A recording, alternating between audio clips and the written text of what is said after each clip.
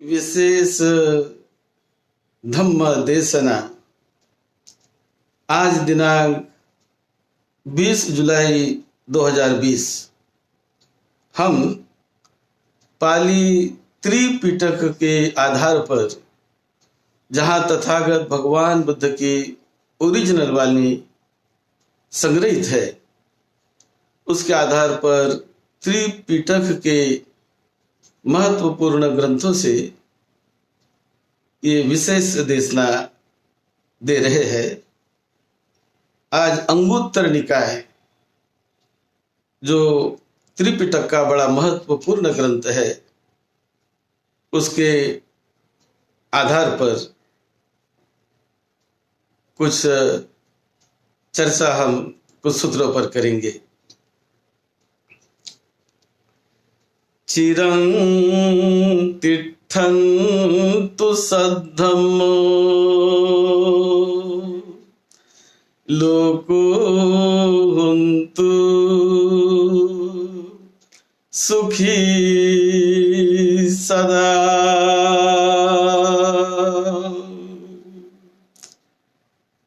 सद्धम्म इस धरती पर दीर्घ काल तक टिका रहे, लंबे काल तक टिकता रहे और लोगों को हमेशा सुख शांति मिले। सद्धम्म के महान पुण्य बल से सभी को मंगलमय और सुखदायक जीवन यात्रा मिलती रहे और सद्धम्म हमेशा लोगों को सुख शांति देता रहे। यही महाकरुणा तथागत भगवान बुद्ध की थी और उसी भावना से तथागत बुद्ध ने बहुजन हित के लिए, बहुजन सुख के लिए ये धम्म देशना दी है। आज अंगुत्तर निकाय के कुछ सूत्र पर हम थोड़ा चर्चा करेंगे। अंगुत्तर निकाय में एक बाल वग्गो है। बाल यानी मूर्ख और पंडित और मूर्ख, ये दोनों की थोड़ी तुलना कुछ एक दो लाइन में तथागत बुद्ध ने की है कि मूर्ख उसे कहते हैं अनागतं भारं वहति आगतं भारं न वहति, यानी जो रिस्पॉन्सिबिलिटी उनके ऊपर अभी है वो उसका वहन नहीं करता है और जो नहीं है उसका वो वहन करने लगता है। जो नहीं है उसका वहन करने लगता है या कभी कभी वो भूतकाल की बातों को बार बार याद करके उसमें ही वो रमन करते रहता है जो बीत चुकी, और जो वर्तमान में जो जीना चाहिए तो उसकी तरफ वो ज्यादा ध्यान नहीं देता। बहुत सारे लोग अपने पुराने यादों में, पुराने विचारों में ही बहुत अपना समय बिता देते हैं। तो इसीलिए वर्तमान समय में कि वर्तमान मेरे सामने अभी क्या है, मुझे अभी क्या करना है, इसका भार, जो रिस्पॉन्सिबिलिटी मुझ पर है, जो जिम्मेदारी मुझ पर है वर्तमान की, उसे मुझे निभाना है। जो उसे नहीं निभाता और पुरानी यादों में घूमते रहता है उसे बुद्ध ने मूर्ख जैसा ही मानना चाहिए, ऐसा कहा। लेकिन इसके विपरीत पंडित वो व्यक्ति है कि जो वर्तमान जिम्मेदारी को निभाता है, जो वर्तमान उसके ऊपर भार है, रिस्पॉन्सिबिलिटी है, उसका पूरी तरह वो वहन करता है और भूतकाल की यादों में नहीं फंसे रहता। इसी प्रकार जो अभी आया ही नहीं उसमें भी वो ज्यादा चिंतित नहीं होता है, तो उसे पंडित कहते हैं कि जो अपनी जिम्मेदारी को ठीक से, वर्तमान की जिम्मेदारी को निभा रहा है और अपना काम किए जा रहा है तो उसे पंडित करके पहचानना चाहिए, ऐसे तथागत बुद्ध कहते हैं। फिर अकप्पियो अकप्पिये कप्पियं संयी कप्पिये अकप्पियं संयी, यानी जो जरूरी नहीं है उसके बारे में वो हमेशा चिंतित रहता है और उसकी संज्ञा अपने मन में बनाकर वो व्यतीत रहता है। जरूरी नहीं है, जिसकी जरूरत नहीं ऐसी, और जो जरूरी है, जो हमें करना चाहिए, उसकी तरफ वो ध्यान नहीं देता। वैसे तो क्या जरूरी और क्या नहीं जरूरी कि हमने अपने मन के विकारों को निकालने का प्रयास हमेशा करते रहना चाहिए, ये जरूरी है। विकारों को नहीं बढ़ाना चाहिए। लेकिन बहुत बार आदमी विकारों में ही फंसे रहता है कोई आदमी, तो ऐसे आदमी को मूर्ख जैसा ही समझना चाहिए कि जो अपने विकार निकालने के लिए प्रयास नहीं करता है, वो मूर्ख जैसा ही समझना चाहिए। लेकिन पंडित वो है कि जो अपने प्रति सजग रहकर, जागरूक रहकर, अपने आप को जानकर समझकर अकप्पिये अकप्पन्ये पंसी संये अकप्पन्ये संये और कप्पिये कप्पिय संये, यानी जो जरूरी है उसका वो चिंतन मनन करता है और उसको करने लगता है, और जो नहीं है उसका चिंतन मनन वो नहीं करता, विशेष रूप से विकारों के संबंध में। तो जो विकार मुझसे निकलने चाहिए उसे निकलने का हर बार हमेशा वो जागरूक रह के प्रयत्न करते रहता है कि ये मुझसे निकलने चाहिए, ये मेरे लिए अच्छे नहीं है, मेरे भविष्य के लिए अच्छे नहीं है, वर्तमान के लिए भी अच्छे नहीं है। इस प्रकार का स्मरण बार बार कहने से, करते रहने से वो विकार निकल जाते हैं और उसे पंडित आदमी कहते हैं कि जो इस प्रकार विकारों को निकालने में अपना समय कुछ न कुछ देते रहता है। वो जानता है कि क्या विकार मुझ में है, कैसे उसको निकालना चाहिए। इस प्रकार का प्रयास हमें करना चाहिए। फिर और आगे बुद्ध कहते हैं अधम्मे धम्म संयी और धम्मे च अधम्म संयी। अधम्म यानी जो धम्म नहीं है उसे ही वो धम्म मान बैठता है। जो धम्म नहीं है, जो वास्तविकता नहीं है, वास्तविकता को बिना जाने अधम्म को ही धम्म मान बैठता है, उसे मूर्ख जैसा ही मानना चाहिए। और जो धम्म है वो धम्म को अधम्म मानता है। तो धम्म क्या और अधम्म क्या है? तो अपने शरीर की वास्तविकता को जानना, शरीर के परिवर्तन को जानना, और जो नेचुरल लॉ होते हैं शरीर के संबंधी, विश्व के संबंधी और समाज के संबंधी, तो उन्हें ठीक ढंग से जानकर उसका पालन करना उसे कहते हैं धम्म। और उसको न जानकर, उसके प्रति अज्ञानी रहकर, उन्हें निग्लेक्ट करके जो ऐसे ही चलता है, चलो चलने दो, चलो चलने दो, तो उसे कहते हैं अधम्म सही। और उसे मूर्ख जैसा जानना चाहिए। और पंडित वो है कि धम्मे च धम्म संयी अधम्मे च अधम्म संयी, जो लॉ को लॉ समझता है, परिवर्तन को परिवर्तन समझता है, जो शरीर के वास्तविकता को जानता है कि कैसे शरीर का मेरी वास्तविकता है, मेरे मन की वास्तविकता कैसी है, शरीर और मन कैसे कार्य करते हैं, इसको वो अनुभव के स्तर पर जानता है, वो अभ्यास करता है। और इसीलिए उसे पता लगता है कि धम्म क्या है, अधम्म क्या है। यानी ये शरीर की नियामत है। चित्त और मन, चित्त और चित्त मन तो एक ही है, शरीर और चित्त ये कैसे एक साथ काम करते रहते हैं, कैसे एक दूसरे पर परिणाम करते हैं, एक दूसरे को इफेक्ट करते हैं, इसे वास्तविक रूप से जो जानता है, समझता है और जागरूक भाव से रहता है, उसे पंडित आदमी कहना चाहिए, पंडित कहना चाहिए, ऐसा तथागत कहते हैं। फिर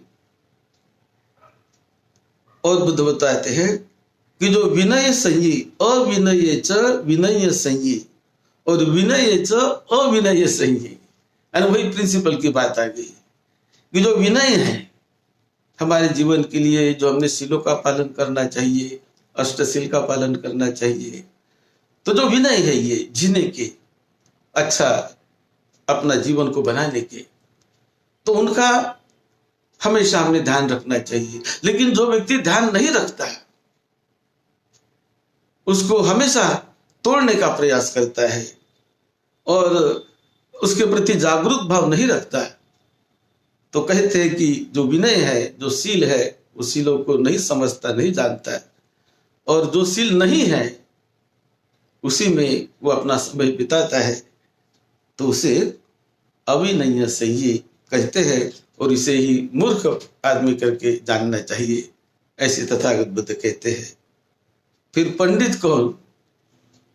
तो अविनय च अविनय संयी और विनय च विनय संयी, यानी जो अभिनय है, जो शरीर के लिए, समाज के लिए, परिवार के लिए जो शील है, उसको जानना, उसको समझना, उसकी रक्षा करना, उसका पालन करते रहना, और जो न करने लायक चीज है परिवार में, ये नहीं हमने करना चाहिए, वो नहीं करना चाहिए, ऐसे जो सिद्धांत होते, जो नियम होते, संघ में भी हमने ये नहीं करना चाहिए, वो नहीं करना चाहिए, ये जो विनय के नियम होते हैं, उसे भली भांति जानकर सतर्क रहकर उसका पालन करते रहना, तो इसे कहते हैं पंडित आदमी। उसको पंडित के लक्षण मानने चाहिए। इसी प्रकार योचन कुकुच्छ याति तब्बं कुकुच्छ याति और न कुकुच्छ याति तब्बं कुकुच्छ याति आसवा वर्धन्ति। जहां हमने कोई हमारे हाथ से गलती हुई, कोई अपराध हो गया, दोष हो गया हमारे हाथ से छोटा मोटा, तो उसको जानकर समझकर हमने पश्चाताप करना चाहिए और उससे मुक्त होने का भी प्रयास करना चाहिए, तो कल्याण होता है, मंगल होता है, और उसे ही कहते हैं पंडित आदमी। और अपने आप को सुधारने का प्रयास करना चाहिए, तो उसके आश्रव नहीं बढ़ते, वो कम होने लगते हैं। लेकिन जहां पश्चाताप करना है, जहां समझ जाना है अपने को, जहां अपने को रुक जाना है, वहां वो नहीं रुकता और नहीं समझ पाता, तो उसके आश्रव, उसके विकार वो बढ़ते ही जाते, बढ़ते ही जाते, कम नहीं होते कभी। अपने आप विकार कम नहीं होने वाले। तो हमें जागरूक भाव से उन्हें समझना है, जानना है कि ये विकार है मुझ में, तो ये कम करने का मुझे प्रयास करना है मेरे जीवन काल में, तो कम होंगे। और प्रयास करें ही नहीं, हम ऐसे ही उसके प्रति अजागरूक रहे, निग्लेक्ट करते रहे, और हो जाएंगे अपने आप, क्या हमें लेना देना, क्या होने वाला इससे। इस प्रकार का हम यदि बर्ताव करते रहे तो वो आश्रव बढ़ते जाते हैं, विकार बढ़ते जाते हैं, वो कम कभी नहीं होंगे। विकार बढ़ाने से बढ़ते जाते हैं, अपने आप कम नहीं होंगे। और कम करने लगे जागरूक भाव से तो कम भी हो जाते हैं। तो इसीलिए जो व्यक्ति पंडित वो व्यक्ति है कि इस बात को जानकर समझकर अपने विकारों को कम करने का प्रयास करता है तो कम हो जाते हैं। फिर और दूसरे वाक्य में बुद्ध कहते हैं, दो बातों को छोड़ना बड़ा कठिन लगता है, बड़ा कठिन होता है। कौन सी दो बातें? एक है लाभाशा, यानी लाभ यदि मिलता है तो लाभ को कोई छोड़ता नहीं। लाभ मिलता है, मिलने दो मिलने दो मिलने दो। एक तो लाभाशा और दूसरा है जीवित आशा, यानी जीवित रहने की आशा। ये छोड़ता नहीं कोई आदमी। लगता है मुझे जीवित रहने दो, मेरा जीवन रहना चाहिए, मुझे लाभ मिलना चाहिए कि लाभ, इसको छोड़ना कठिन है। उसी प्रकार जीवित रहने की आशा को छोड़ना भी कठिन होता है कि मुझे वो आशा हमेशा बनी रहती है। ये दो बातें तथागत बुद्ध ने बताई। उसी प्रकार दो लोग दुर्लभ होते हैं संसार में। अब कौन से दो लोग? एक है पुब्बकारी, यानी दूसरों को मदद करने वाले लोग, दूसरों को सपोर्ट करने वाले लोग बड़े दुर्लभ होते हैं। ऐसे लोग बहुत कम होते हैं कि जो दूसरों के जीवन में, उनके विकास में मदद करने का प्रयास करे, उन्हें सपोर्ट करने का प्रयास करे और उनको अच्छे रास्ते पर लाने का प्रयास करे। तो ऐसे लोग बड़े दुर्लभ होते हैं। और ऐसे लोग मिल जाए तो बड़ा कल्याण होता है हमारा अपने जीवन का। तो इसे दुर्लभ मानना चाहिए। ऐसे लोगों को ऐसा मिलना तो बहुत अच्छी बात है, लेकिन ये दुर्लभ होते हैं। फिर कतयुच कतवेदी च, यानी ग्रेटफुल।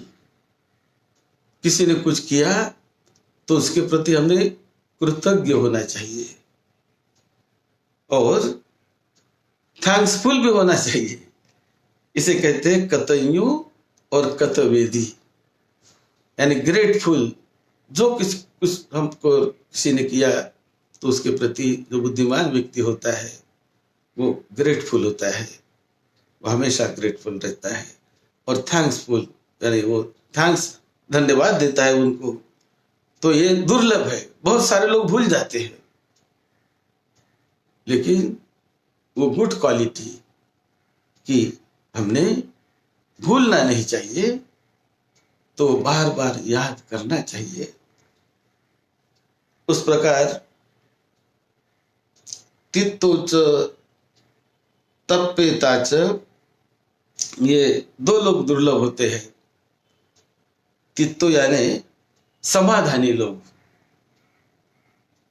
कि अपने जीवन में समाधान बांटने वाले लोग, ये बहुत दुर्लभ होते हैं। बहुत सारे लोग, बहुत संख्या में, वो समाधान नहीं मानते, हमेशा अनसेटिस्फाइड, हमेशा वो समाधानी नहीं रहते। तो समाधानी रहना ये बड़ी दुर्लभ बात है और बड़ी अच्छी बात है। तो समाधान, अपने जीवन में समाधान को पाना, समाधानी रहना। और उस दूसरा कि दूसरों को भी समाधान देने वाले, कि दूसरों को भी हेल्प करने वाले, सपोर्ट करने वाले, उनके जीवन में कल्याण मित्र जैसे बनने वाले लोग, ये दुर्लभ होते हैं। चलो मुझे कल्याण मित्र बनने दो, दूसरों को भी अच्छे रास्ते पर लाने दो, उनके जीवन में मुझे सपोर्ट करने दो। तो ऐसे कम लोग होते हैं। फिर तथागत बुद्ध आगे बताते हैं कि आसक्ति, ये राग जिसे कहते, राग यानी मुझे चाहिए चाहिए, ये कैसे निर्माण होती है? आसक्ति कैसे बढ़ते रहते, कैसे निर्माण होती है? ये निर्माण होती है हमेशा शुभ निमित्त से, कि बार बार यदि हम शुभ यही चाहिए वही चाहिए, जो अट्रैक्टिव मुझे चाहिए, अट्रैक्टिव चाहिए, अट्रैक्टिव चाहिए, ऐसा बार बार जो संकल्प करते हैं तो उनका राग यानी आसक्ति बढ़ती ही जाती है, बढ़ती जाती है, कम नहीं होती। इसी प्रकार अयोनिसो मनसिकारो यानी केयरलेस अटेंशन, वो अपने मन के प्रति केयरलेस रहते हैं। अटेंशन जहां देना है, जहां अपने मन को लगाना है वहां नहीं लगाते, और जहां नहीं लगाना है वहां वो अपने मन को ले जाते हैं। तो ये दो कारणों से राग बढ़ते रहता है, आसक्ति बढ़ती रहती है, अभिलाषा बढ़ती रहती है। इस प्रकार भिक्षुओं को समझा रहे, सभी को समझा रहे हैं। फिर आगे कहते हैं पटिग निमित्त ये कैसे निर्माण होते हैं, यानी द्वेष कैसे निर्माण होते हैं, द्वेष कैसे निर्माण होता है। तो वो पटिग निमित्त से, यानी क्रोध, जेलसी वगैरह ऐसा जो हमने भाव निर्माण किया तो उससे द्वेष बढ़ते जाता है, द्वेष निर्माण होता है, बढ़ते जाता है, बढ़ते जाता है। और अयोनिसो मनसिकारो यानी केयरलेस अटेंशन, तो हमारा अटेंशन जो है केयरफुल चाहिए तो विकार नहीं बढ़ते, और केयरलेस रहे हम, उस परवाह नहीं की और जब चलते ही रहे ऐसे, तो उससे विकार बढ़ते जाते हैं, बढ़ते जाते हैं। फिर और भी एक जगह बुद्ध कहते हैं मिथ्या दृष्टि कैसे बढ़ती है। तो मिथ्या दृष्टि दो कारणों से बढ़ती है, क्योंकि ये दो के बारे में बुद्ध समझा रहे आगे जो अंगुत्तर निकाय में, और 1 2 3 4 5 6 7 8 ऐसे अंग होते हैं अनेक। तो यहां तथागत बुद्ध ने बताया कि दो कारणों से मिथ्या दृष्टि वो बढ़ते रहती है। तो कैसे दो कारणों से? एक तो परतोचो घोषो अयोनिसो मनसिकारो, परतोचो घोषो यानी अटरेंसेस ऑफ अनदर पर्सन्स, यानी दूसरा क्या कहता है, दूसरे ने क्या बताया है उसका ही वो हमेशा जप करते रहता है, वही मानते रहता है, उसके ऊपर ही अपना कभी ज्यादा विचार नहीं करता। दूसरे ने जो किया है, दूसरे ने जो बताया उसी को रटते रहता है।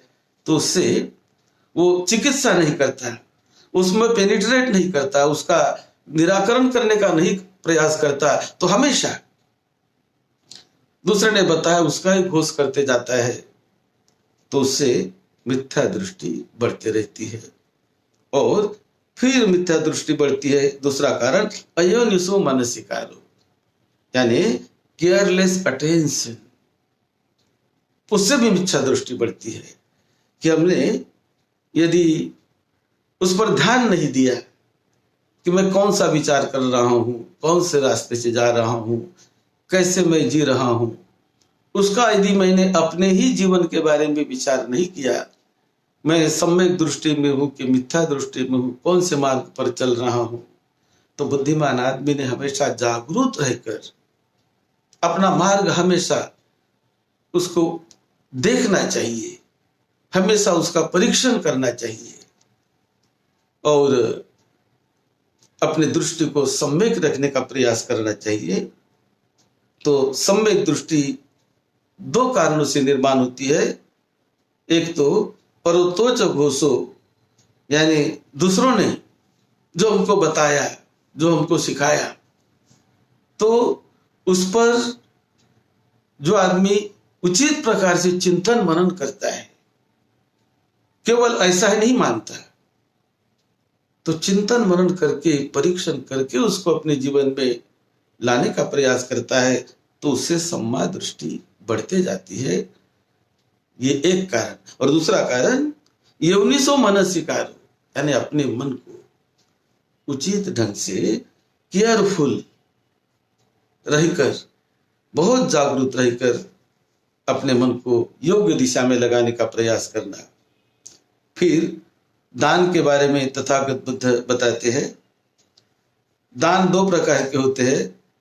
एक है आमिष दान, यानी कुछ मटेरियल वस्तु, कुछ वस्तुएं देना, चीवर देना, भोजन देना, वस्तु देना, इसको कहते हैं मटेरियल यानी आमिष दान। और दूसरा है धम्म दान। धम्म यानी ज्ञान का दान, उन्हें सुख शांति मिले उस रास्ते का दान। तो ये दो ही प्रकार के होते हैं। आमिष दान भी अच्छा है, लेकिन तुलना की जाए तो धम्म दान और भी ऊंचा है। यदि दूसरों को हम धम्म देने का प्रयास करें, सद्धम्म के रास्ते पर लाने का प्रयास करें, तो वो हम दान दे रहे हैं और वो ऊंचा माना जाता है। दोनों दान है, लेकिन आमिष दान और धम्म दान को ऊंचा माना जाता है। इस प्रकार आमिष यागो और धम्म यागो। तो आमिष यानी मटेरियल, इसका जो त्याग करना, यह भी अच्छा है। मटेरियल जो गुड्स है उसके प्रति हम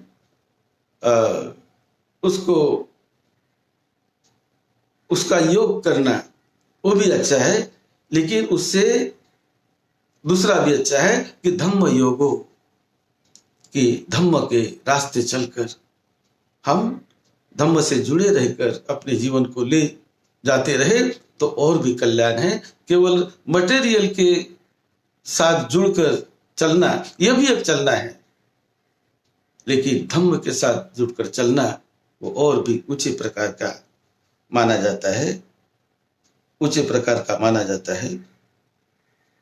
और दो प्रकार की संपत्ति है। एक है आमिष संपत्ति, यानी मटेरियल धन संपदा, धन दौलत, ये भी संपदा है, ये भी अच्छी है। और दूसरी है धम्म संपदा, यानी धम्म को धारण करना, धम्म संपदा को, यानी धम्म के संपत्ति को हमने इकट्ठा करने का प्रयास करना। जैसे हम मटेरियल संपत्ति, जमीन जायदाद, कपड़ा लत्ता, धन दौलत को हम इकट्ठा करने का प्रयास करते हैं, ये भी अच्छा है। लेकिन धम्म को यदि हम इकट्ठा करने का प्रयास करें, ज्ञान को बढ़ाने का प्रयास करें, उसे इकट्ठा करने का प्रयास करें, तो वो अग्र माना जाता है, वो बड़ा कल्याण का माना जाता है।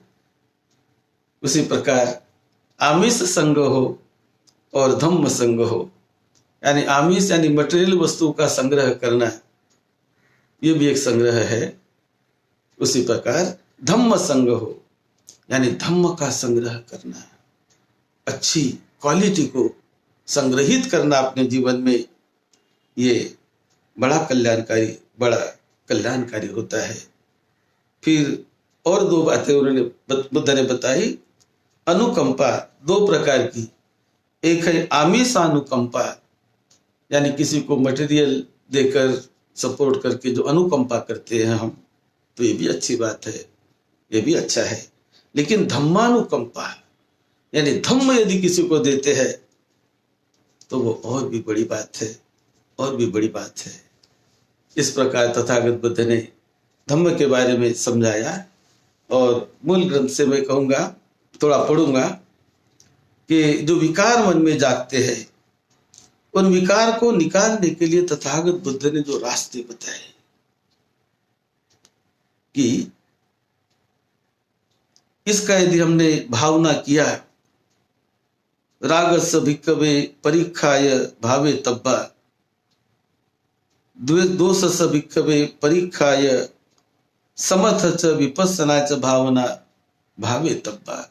समथ भावना ने आनापान सती का अभ्यास, अपने विकारों को निकालने के लिए हमने आनापान सती का अभ्यास करना चाहिए, विपश्यना का अभ्यास करना चाहिए, ध्यान भावना का अभ्यास करना चाहिए।